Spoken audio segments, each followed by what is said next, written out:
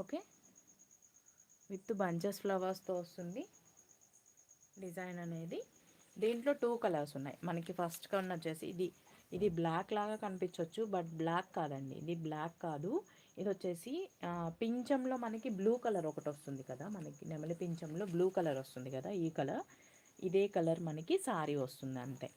Okay, 2 ఉన్నాయి.